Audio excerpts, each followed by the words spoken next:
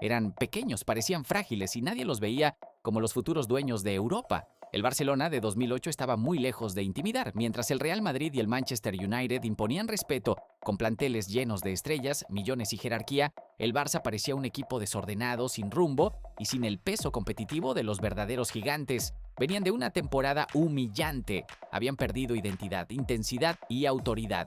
El vestidor estaba roto, Ronaldinho ya no era el mismo, Messi seguía sufriendo una lesión tras otra y el equipo acumulaba decepciones. El ciclo que había comenzado con gloria se estaba apagando.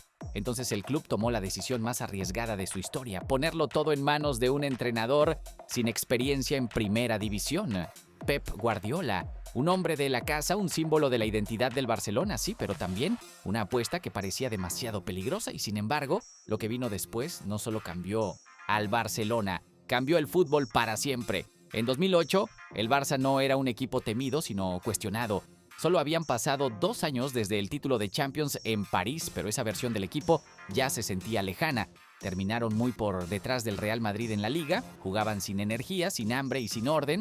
Ronaldinho caminaba más de lo que desequilibraba rivales, Deco ya no marcaba la diferencia, Henry todavía no encontraba su lugar, Eto'o parecía lejos de su mejor nivel y Messi, por brillante que fuera, todavía no podía cargar un proyecto entero sobre sus hombros. El problema no estaba solo en la cancha, el vestidor se había dividido en grupos, la disciplina se había relajado y el ambiente estaba lleno de silencios incómodos. El golpe más duro llegó en la Champions League contra el Manchester United de Ferguson. En Old Trafford, el Barça tuvo la pelota, pero no el control real del partido. Una volea de Paul Scholes bastó para eliminarlos. Aquella noche dejó una sensación muy clara. El equipo podía parecer dominante, pero ya no sabía imponerse de verdad. Frank Rijkaard, el técnico que había devuelto la gloria al club, estaba agotado, sin energía, sin respuestas y sin autoridad. El proyecto se había roto por dentro. Cuando terminó la temporada, la directiva entendió que simplemente cambiar de entrenador no sería suficiente. Hacía falta una reconstrucción total. Rijkaard estaba fuera, pero el verdadero dilema era otro. ¿Quién se atrevería a tomar un vestidor lleno de egos heridos, presión mediática y estrellas en decadencia? Los nombres lógicos eran técnicos consolidados, hombres con experiencia, entrenadores preparados para soportar el caos, pero Barcelona eligió a Guardiola. Tenía 37 años y solo había dirigido al Barcelona B, nada más. La decisión fue recibida con escepticismo. Demasiado joven, demasiado inexperto, demasiado romántico. Muchos creían que era una apuesta sentimental, una forma elegante de mirar al pasado, no una decisión seria de futuro, pero Pep no llegó a improvisar, llegó con una idea radical. Desde su primera conversación con la directiva, dejó clara una condición. Si iba a tomar al equipo, necesitaba control total, no iba a administrar la decadencia, iba a reconstruir una cultura. El primer mensaje fue brutal. Ronaldinho fuera, Deco fuera, 2 nombres enormes, 2 símbolos recientes, 2 figuras que habían definido la era anterior. Pepe entendía que el problema no era solo de rendimiento, era de hábitos, liderazgo y estructura interna. No estaba construyendo desde la nostalgia, sino desde la exigencia. Después tomó otra decisión que alteró por completo la jerarquía del vestidor. Messi sería el centro del proyecto, no Henry, no Eto'o, no los campeones consagrados. Lionel Messi, el más joven, pasaba a ser el eje de todo. Fue un movimiento valiente, incómodo y decisivo. Guardiola no llegó con miedo, llegó con dirección, pero el cambio real no comenzó con discursos, comenzó en el campo de entrenamiento. Las prácticas dejaron de ser una rutina y pasaron a convertirse en un laboratorio. Cada ejercicio tenía una razón táctica, cada movimiento tenía sentido. Rondos, presión tras pérdida, superioridades numéricas, ocupación racional de espacios, circulación rápida, recuperación inmediata. Pep impuso una regla que se volvería esencial: si el equipo perdía la pelota, tenía 6 segundos para recuperarla. No era una sugerencia, era un principio sagrado. Su idea era simple y revolucionaria al mismo tiempo. Quien tiene la pelota controla el partido, y quien controla el partido también controla el miedo. Barcelona no solo tenía que jugar bien, tenía que someter al rival a través de la pelota, y poco a poco empezó a lograrlo. Los jugadores comenzaron a transformarse. Xavi se convirtió en el metrónomo del equipo. Iniesta empezó a romper líneas con naturalidad. Busquets apareció como la pieza perfecta para equilibrarlo todo. Messi dejó de ser solo una promesa extraordinaria y comenzó a convertirse en el jugador que definía partidos. Eto'o, que había estado muy cerca de salir, respondió con goles. Puyol y Piqué le dieron estructura a la defensa. Yaya Touré, Keita, Alves, Henry, Pedro, cada uno entendió su rol dentro de una maquinaria que comenzaba a funcionar con una claridad abrumadora. De pronto ese equipo que parecía débil empezó a jugar con una autoridad nueva. No solo ganaba, convencía. La gran explosión llegó el 2 de mayo de 2009 en el Santiago Bernabéu. Real Madrid 2, Barcelona 6. Aquella noche no fue solo una simple victoria, fue una humillación histórica y una declaración de poder.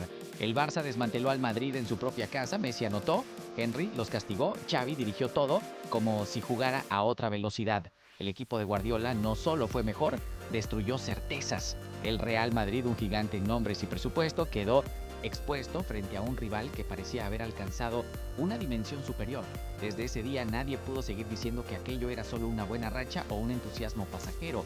Barcelona estaba construyendo algo enorme, pero si el 2-6 fue la gran exhibición de superioridad, Stamford Bridge fue la prueba de carácter. El 6 de mayo de 2009, el Barça visitó al Chelsea en una semifinal de Champions League cargada de tensión.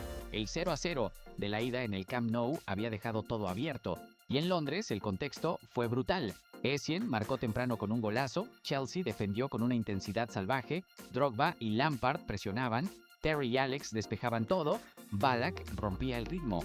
Barcelona tenía la pelota pero no encontraba el gol. Los reclamos de penales se multiplicaban, Stamford Bridge hervía y el tiempo se agotaba. En el minuto 90, el Barça estaba virtualmente fuera. Entonces, en el 93, llegó el instante eterno.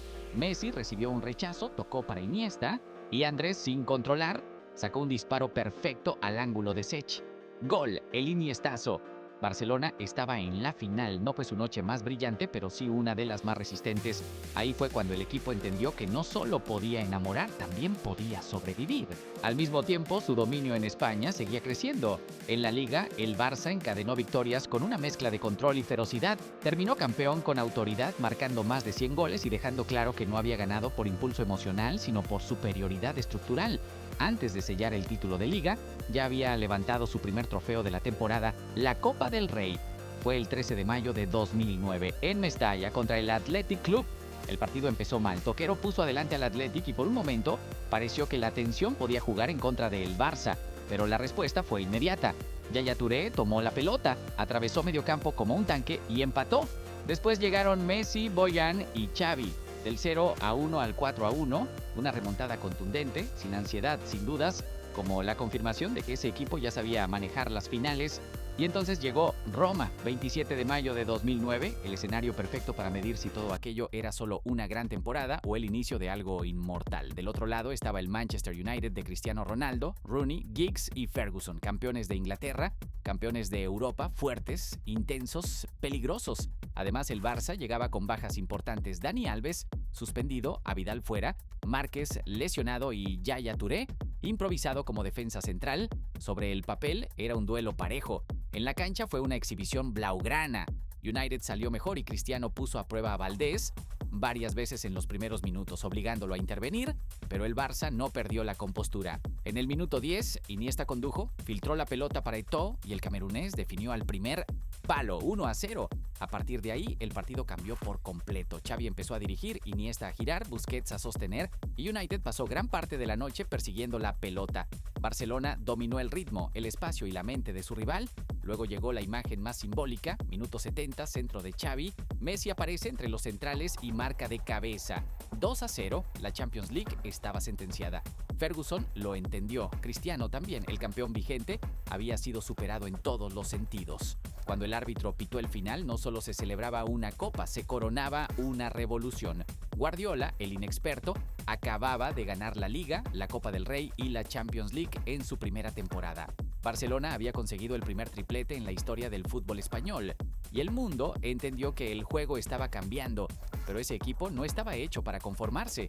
Después de Roma, siguió conquistando todo lo que tenía enfrente. En agosto ganó la Supercopa de España ante el Athletic Club, con Messi como figura y una sensación evidente de continuidad. Días después en Mónaco, derrotó al Shakhtar Donetsk en la Supercopa de Europa con un gol de Pedro en tiempo extra. Una vez más, apareció un canterano, otro producto de una idea que iba mucho más allá del talento individual, y en diciembre en Abu Dhabi llegó la prueba final, el Mundial de Clubes contra Estudiantes de La Plata. Aquella final fue mucho más sufrida de lo esperado. Estudiantes golpeó primero con un gol de Boselli y durante muchos minutos el sueño del sextete pareció escaparse.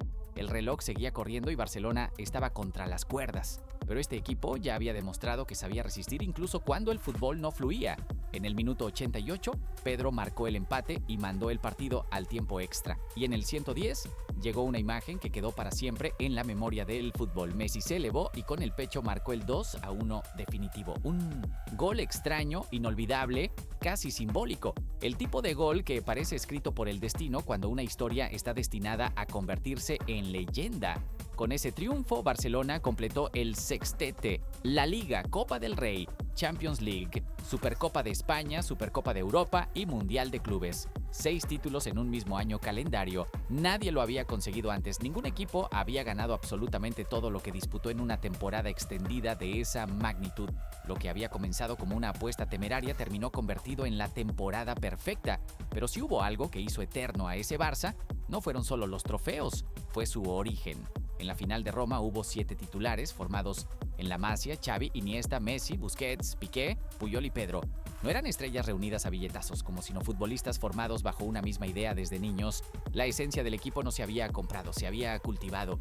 Guardiola no construyó desde 1900. Potenció lo que el club llevaba años sembrando, y ahí estuvo la verdadera revolución. La Masia no solo producía jugadores técnicamente talentosos, formaba futbolistas que entendían el juego, el espacio, el pase, el ritmo, la presión y la responsabilidad colectiva.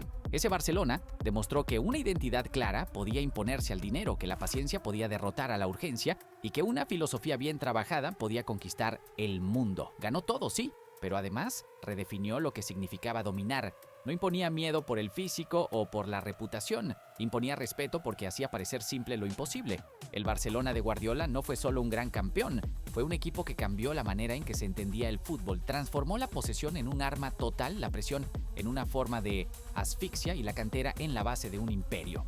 Lo que antes parecía una apuesta ingenua se convirtió en el modelo que todos quisieron copiar después. Y aunque muchos lo intentaron, casi nadie logró reproducirlo de verdad, porque no era solo una cuestión táctica, era una mezcla única de talento, contexto, identidad y convicción. Ese equipo nació cuando parecía que el club estaba roto, surgió desde las dudas, desde una temporada gris, desde un vestidor desgastado y una directiva obligada a arriesgar. Por eso su historia es todavía más grande, porque no nació desde la comodidad de la estabilidad, sino desde el caos. Guardiola no heredó una máquina perfecta, heredó una crisis y la convirtió en la referencia definitiva del fútbol moderno. Por eso, cuando se habla del Barcelona de 2009, no se habla solo de títulos, se habla de una idea que venció al escepticismo, de un entrenador sin experiencia que se atrevió a romper con el pasado, de un grupo de jugadores que entendió que jugar bien no era suficiente, que también había que competir, resistir y dominar. Y se habla sobre todo de un equipo que dejó de perseguir la grandeza para empezar a definirla. Algunos equipos levantan trofeos, muy pocos cambian el fútbol. Ese Barcelona hizo ambas cosas. Y por eso, más que un campeón, se convirtió en leyenda.